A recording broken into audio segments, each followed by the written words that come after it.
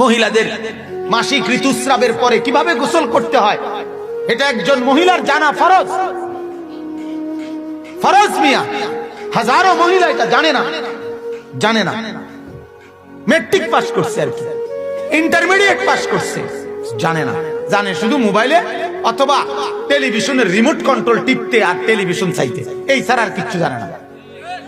জানে কিভাবে পাউডার ক্ষয় করব আর ফেয়ার এন্ড লাভলি ক্ষয় করব, জানে শুধু এইটা।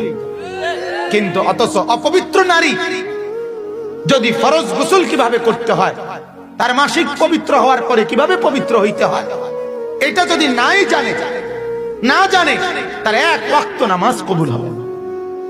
তাহলে বিষয়টা তো আপনার কাছে মনে হইতে পারে হুজুর ইডিও বুঝি কথা। হ্যাঁ, এগুলো জানানো দরকার। আল্লাহ রাসূল সাল্লাল্লাহু আলাইহি সাল্লাম নবীজি ঢিলা কয়টা ব্যবহার করবে নবীজি নিজে সেটা বলছেন।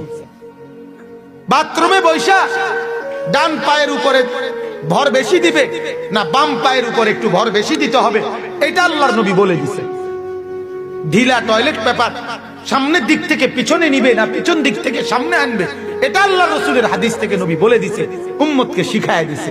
আজ উম্মত এই পরিমাণ গাফেল। একজন পুরুষ প্রস্রাব করে সাথে সাথে পানি নিয়ে নিলে, সাথে উঠতে গেলে, তাইলে তার পবিত্রতা হয় না, তাকে অপেক্ষা করতেই হয়। কিন্তু এটা জানে না। কথা বলেন, এটা জানে?